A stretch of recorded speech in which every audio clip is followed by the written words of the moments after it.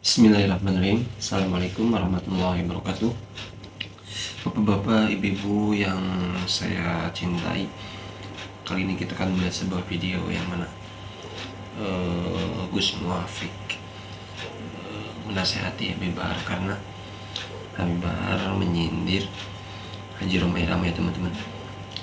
Dan nanti ada video juga Habib Taufik Assegaf yang mana katanya harus mencintai para Habib, ya teman-teman. Dan di sini kayak merendahkan Ustadz Pribumi. Kita lihat ke videonya, ya teman-teman. Dipilih oleh Allah menjadi waliullah. Harapan kita juga begitu, saudara. Ada di sini, kita ada di majlis seorang yang Allah pilih daripada di antara hamba-hambanya menjadi waliullah. Harapan kita Allah buka hati kita. Sebaliknya, awas, hati-hati. Orang yang dihormati sama manusia karena madhar din, karena lambang keagamaan, karena kamu disebut kiai, karena kamu disebut ustadz, awas, hati-hati. Jangan condong dengan orang-orang urusan duniawi. Ilmu Anda bisa mengangkat derajat Anda dunia sampai akhirat jika Anda gunakan untuk Allah dan untuk Rasulullah sallallahu alaihi wasallam. Awas, hati-hati.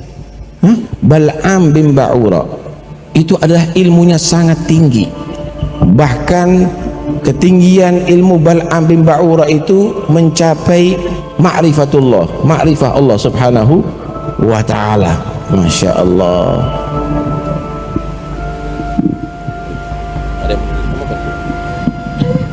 Ada sambutan.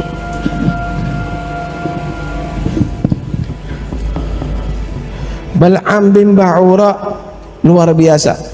Tetapi rupanya Bal'am bin Ba'ura ini bukan dia tadi itu menggunakan ilmunya untuk ibadah kepada Allah subhanahu wa ta'ala, bukan untuk Allah subhanahu wa ta'ala, untuk urusan duniawi. Disebut ulama, disebut tokoh agama, tapi digunakan untuk urusan duniawi. Maka Allah subhanahu wa ta'ala menerangkan keadaan Bal'am, walau syi'na la rafa'nahu bihi. Kalau aku Allah berkehendak, udah jangan bingung orang biasa, udah jangan bingung orang biasa, jangan bingung orang biasa, jangan bingung ini Habib Hussein lain, jangan bingung ini Habib Hussein lain, ini Habib Hussein lain. Saya lihat ada orang yang mengolok-olok Romai Rama itu, saya sedih, Gus. Saya sedih kok tiba-tiba ada orang maki-maki Romai Rama. Kok tiba-tiba ada orang mengatakan Romai Rama diolok-olok. Saya nggak terima itu termasuk, karena saya bukan semata-mata rakyat untuk warga bangsanya, hanya Muslim Indonesia. Negara lain nggak sanggup. Saudi kembali pada kerajaan, Yaman kembali pada komunis, beberapa negara kembali pada kerajaan. Tapi kita bisa menerapkan konsep ra'iyah. Makanya ra'iyah itu kalau ngumpul namanya musyarakah. Lahirlah konsep masyarakat. Kalau berbeda faham, wasyawirum fil amri, lahir musyawarah. Karena yang nata dulu adalah para wali, makanya daerahnya disebut wilayah al-wali al-wilayah. Wilayah itulah yang sekarang kita nikmati menjadi NKRI, Negara Kesatuan Republik Indonesia. Makanya dengan konsep ra'iyah ini kita selamat. Arab satu bangsa pecah puluhan negara, Cina satu bangsa pecah puluhan negara, Afrika satu bangsa pecah puluhan negara, Eropa satu bangsa pecah puluhan negara, tapi kita puluhan bangsa, suku dan agama mampu bersatu dalam satu negara kesatuan Republik Indonesia. Berhasil kita, dan itu kita nikmati. Akhirnya apa? Akhirnya kehidupan kita jalan. Makanya agama ini salah satu contoh. Jadi kegiatan malam hari ini sebenarnya salah satu contoh di mana merukunkan orang dengan peristiwa-peristiwa agama. Makanya manusia yang sifat hidupnya berbagi dengan orang dan agama sifatnya adalah pribadi dia dengan Allah, maka jangan sampai kemudian kehidupan agama ini terhalang oleh dunia yang yang rumit. Makanya manusia kemudian urusan dunianya menjadi enak. Kita ini oleh agama disuruh rukun sama suami istri, sakinah mawaddah warahmah. Tapi rukun dalam rumah tangga salah satu syaratnya itu apa? Istri yang cantik. Nah, istri yang cantik itu sekarang difasilitasi siapa? Difasilitasi orang Prancis karena pinter bikin bedak dan skincare. Jadi kita ini dibantu, ditopang oleh banyak orang. Makanya menjaga agama ini agar tetap rukun ini tidak mudah. Makanya kiai-kiai agama dijadikan alat kerukunan. Kiai doa saja kebersamaan yang ada. Yang lain sudah menganggap bahwa doa itu harus sendiri-sendiri. Kiai enggak, ayo doa bareng Pak, bareng. Kiainya yang doa, santrinya yang amina, amin. Begitu yang doa banyak diajak namanya istighosah kubro, dibawa ke alun-alun kabupaten atau alun-alun kota. Di situ semua terlibat. Kerukunan terjaga, agama terjaga, roda ekonomi berputar. Makanya barokah santri itu, karena begitu dia berdoa bersama, ini semua terjaga. Yang jual bakso bisa datang, yang jual tahu bisa mendapatkan barokah, yang apa saja bisa hadir di situ. Itu makanya orang Indonesia ini punya simpul-simpul di mana apa agama ini menjadi alat pemersatu. Orang selawat ini urusan pribadi dengan Rasulullah, tapi di tangan para ulama selawat menjadi alat pemersatu. Karena manusia nggak bisa dipisah. Akhirnya sholawatnya di alun-alun. Begitu sampai di situ semua menikmati. Yang jualan selayernya laku, yang jual spanduknya laku, yang jual gagang pancingnya laku. Orang meninggal disatukan lagi, khol ini kelapa laku. Bagi kiai yang jauh datang ziarah ke sini, bis pariwisata laku, elep laku. Di makam-makam para wali orang bisa menyambut datangnya para tamu, jual nasi laku, jual tasbih laku, sampai copet itu bisa hidup di makam para wali. Ini sebuah siklus kehidupan yang luar biasa. Loh, makanya Indonesia ini agama ini menghidupi banyak orang. Bukan cuman agama terus menjadi urusan vertikal toh, nggak bisa. Makanya di Indonesia ini agama menjadi alat kebersamaan. Gitu. Yang seneng ziarah ke sana, yang seneng ziarah ke sana. Akhirnya para orang Cilangkap ziarah ke Sunan Bonang, ziarah ke Madura, ziarah ke Jombang. Akhirnya setiap tanah yang diziarahi menghasilkan kerinduan. Nah, kerinduan terhadap tanah-tanah yang diziarahi itulah bibit cinta pada tanah air. Orang Cilangkap suruh ngebom Surabaya, nggak berani mau ada makamnya Sunan Ampel. Suruh ngebom Jombang, nggak berani ada makamnya Gus Dur. Makanya seluruh teroris itu tumbuh dari orang yang tidak pernah ziarah kubur. Cek aja itu, nggak ada santri suka ziarah kubur kok jadi teroris ngebom, nggak berani ngebom. Loh, ini menjadi sebuah sistem sosial. Karena apa?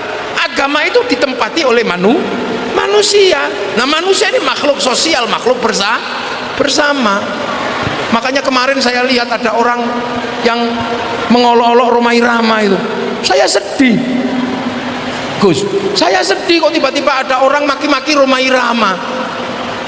Saya itu sedih begitu Rhoma Irama dimaki itu. Kenapa?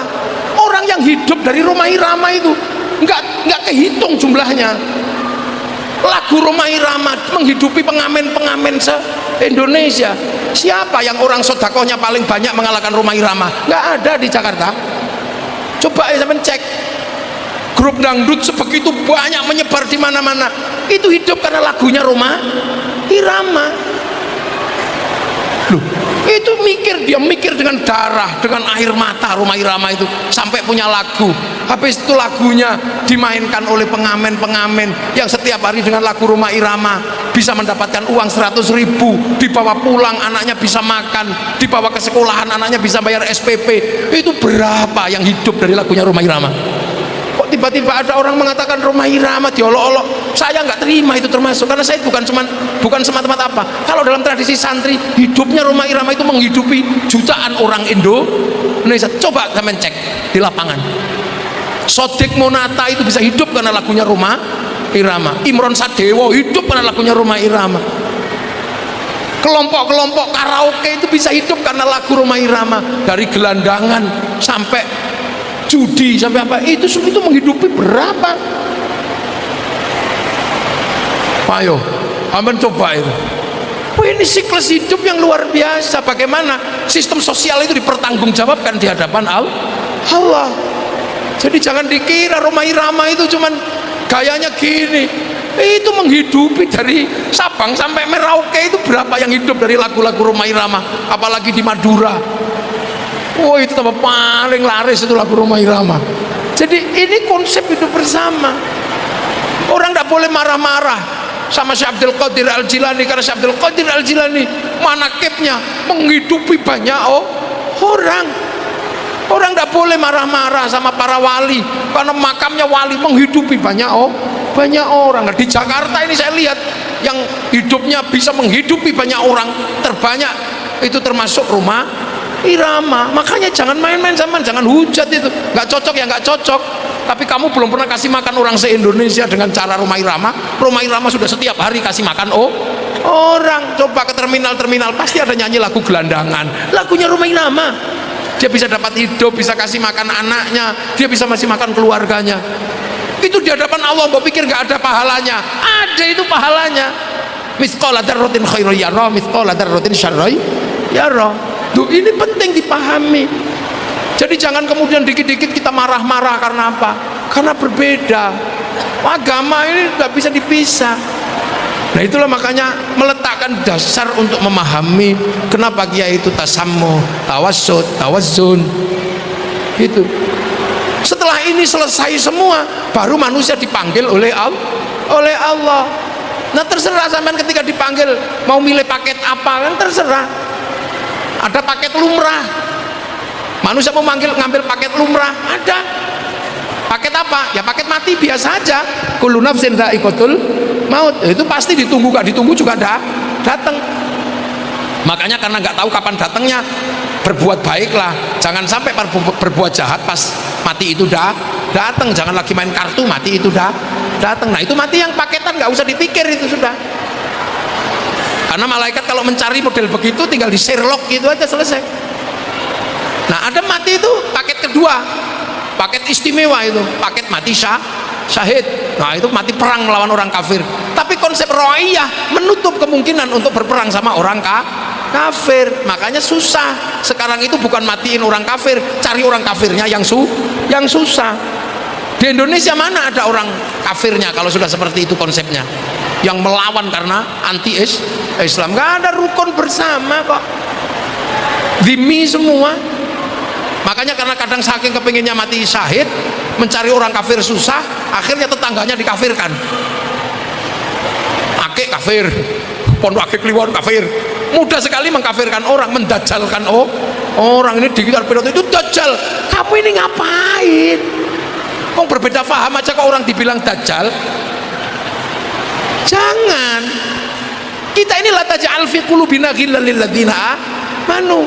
Hanya khawarij yang suka mengkafirkan orang. Nada. Itu Indonesia, jadi negeri ro'iyah ini nggak mudah mencari orang kafir. Makanya sudah akhirnya tetangganya dikafirkan. Nah, itu susah.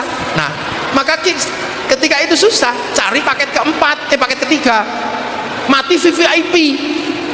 Jadi ada mati itu VVIP, mati undangan. Jadi undangan memang diundang sama Allah.